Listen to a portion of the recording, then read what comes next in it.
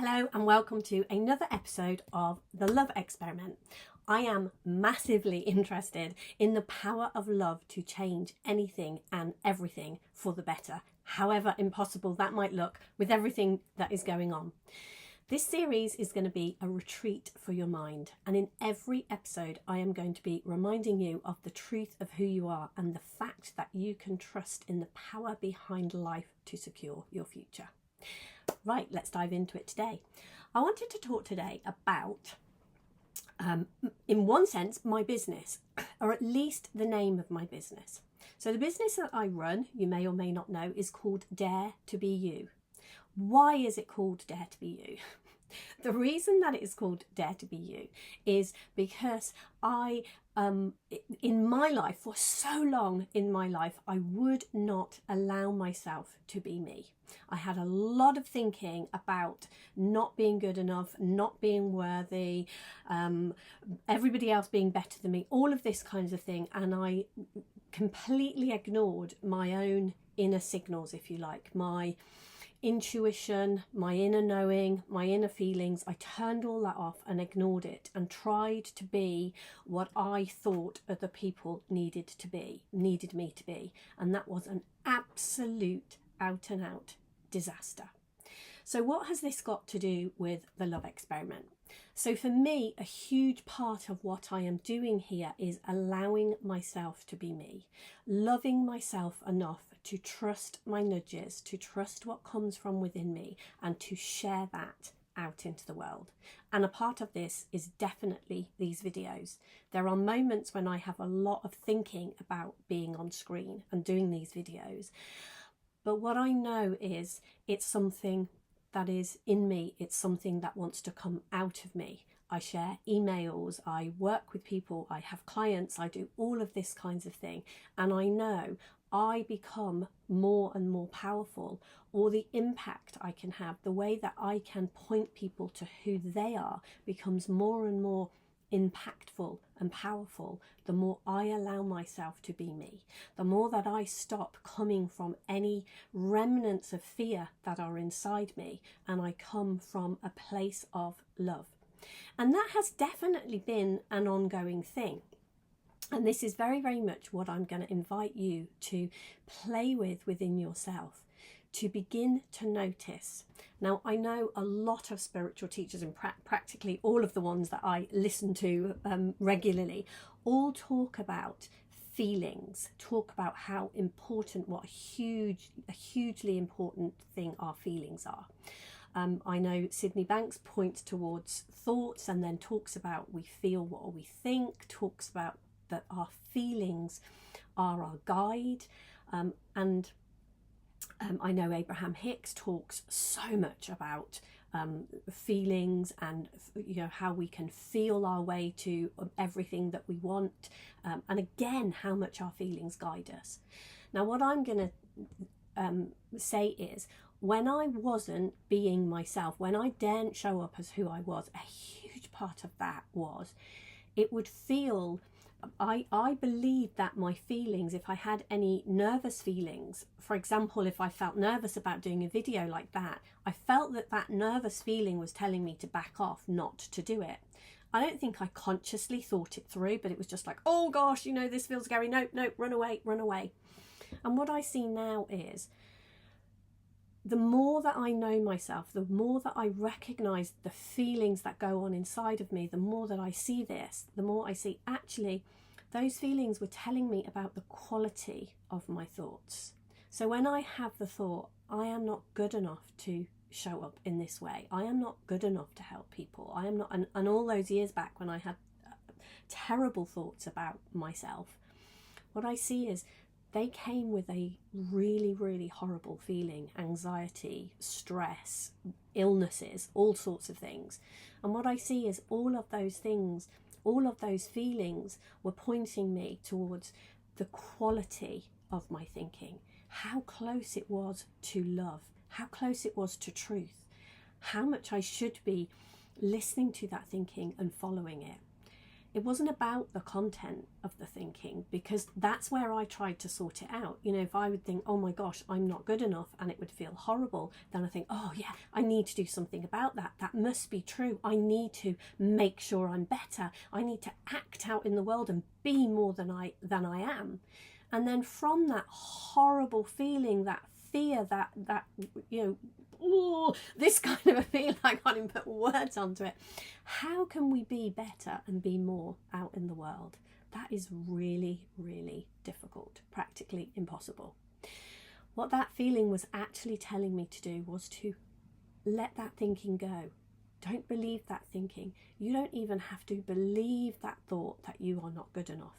Any thought that makes you feel that terrible is not rooted in truth. It is rooted in fear. And there is something more for us to see, a different direction for us to go in. And the more that I learnt that, and trust me, even now I still get tripped up by certain thoughts that feel horrible, that have me going, oh gosh, there's something I need to do out here to change the details of the thought. I forget that it is the feeling. The feeling of this thought is telling me, don't go in that direction. Don't listen to that thought. Come back to love. Now, I'm not saying that we sit on our bums and don't do anything all day. That is, if anyone knows me, that is not me at all. I don't do that. I'm definitely very energetic out there doing this, doing that. I love, love, love actions to be doing. But what I'm saying is, this is much more, and the thing that we can learn is where is our doing rooted? So when I come back to love, if there is, you know, if the details are about maybe a bill that I need to pay and I'm terrified because I haven't got the money, or a health issue that I've got and I'm terrified of health stuff, whatever it is. If I try from that fearful place to sort out whatever this problem is, invariably I get in deeper and it feels worse. If I relax and come back to a place of love, what I see happens is, if there is anything to be done about the details that were coming to me, from that place of love, the details that will come then will come with a much more beautiful feeling, and will be details that it is worth following. There will be something in the doing there, because our doing never creates anything. Our doing is simply something to express and enjoy and love what it is we are creating. So if we have a horrible feeling within us and then we start doing stuff, very often that doing can add to that creation of something we don't want. Now, a huge part of this, and I know one of the things that I have said before, is use everything for yourself, not against yourself. And here I'm going to put a caveat here. Sometimes when we are feeling really, really bad, we then may have the thought in the middle of that, go out for a walk. Now, this is the crux of knowing yourself, because what you will notice if you know yourself is that thought was a lighter thought. That thought lifted your consciousness. So it's very, very easy sometimes to be in really, really, really, really horrible thinking and then have a thought, let's go out for a walk, which momentarily, which very slightly shifts your state of consciousness, lifts you. And it's very easy when we are trapped and feeling terrible to lump that thought in with other thoughts. We don't notice that slight lift maybe. And this is why one of the deepest spiritual teachings is know thyself. Because if we are going to follow this amazing, amazing, state-of-the-art, blooming brilliant system, guidance system that we have to be honest and truthful and know our own feelings. We have to know what is a good feeling and what isn't. Because there are also, we can have false good feelings. But let's talk more about those in another video anyway. So this guidance system that we have is guiding us to be ourselves, to be us. And when I look back again, when I'm talking about my business and saying dare to be you, that this is the invitation, be you, be who you are guided to be. Because one of the things when I got into all that fearful thinking and wouldn't allow myself to be me, I was trying to be all sorts of other people. I was watching other people on the outside that appeared to be successful were successful for them, had an appearance of being successful and weren't on the inside, or a whole array, as we do. And what I was then trying to do was, from the outside, be like that, because I thought that would be the answer to my problems. I thought this would take away this gnawing, horrible, nasty feeling. It didn't.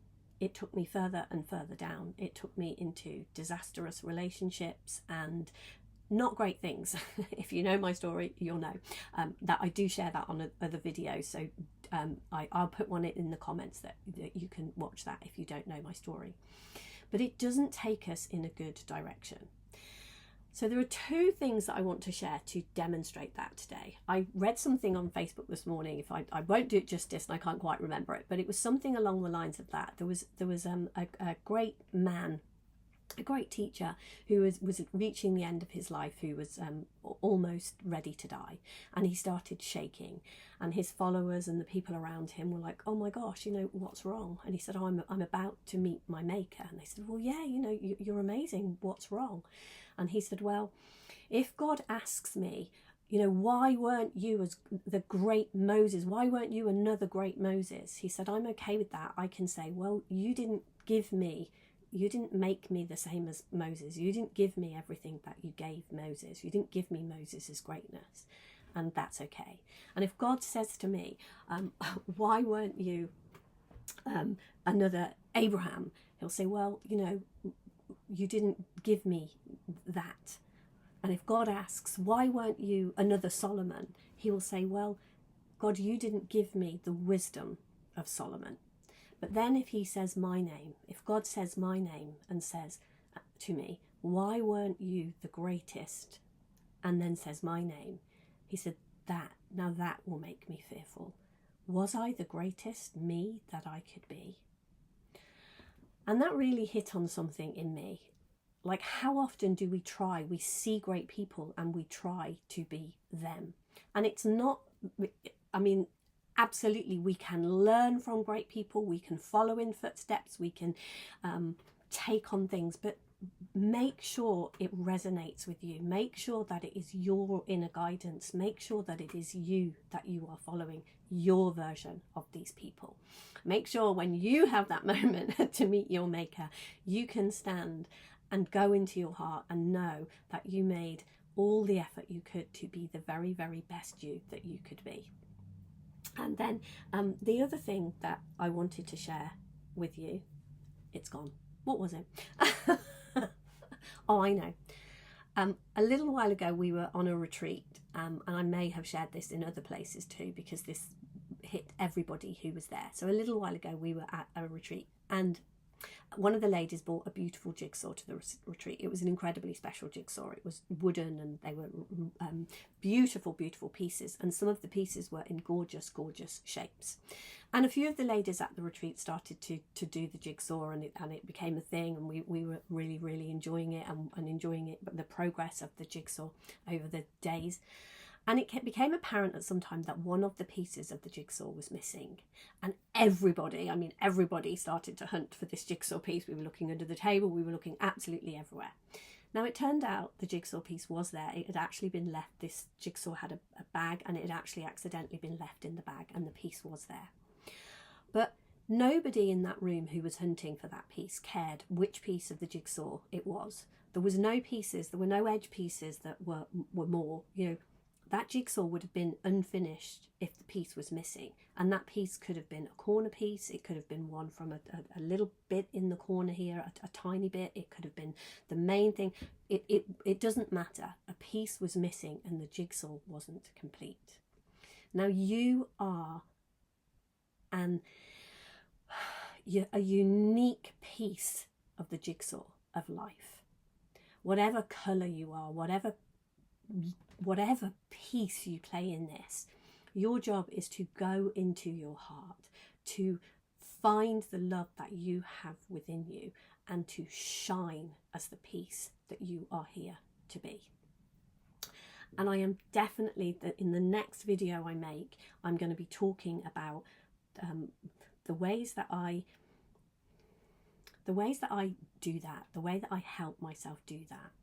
So if this video has resonated with you, please do like, please do share with anyone that you think might benefit from this. Let's get the love out there as far and wide as we can.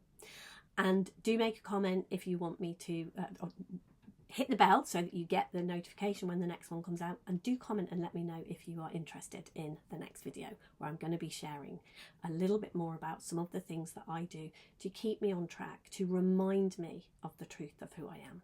And as promised in every video, I want to truly remind you of your greatness, the piece of the jigsaw that you are. You are incredibly important here. Be you. Dare to be you. Don't try and be someone else. It's really important that you're you. Take care, have an amazing day, and I will see you somewhere soon. Tons and tons of love. Bye for now. Do check out the show notes below.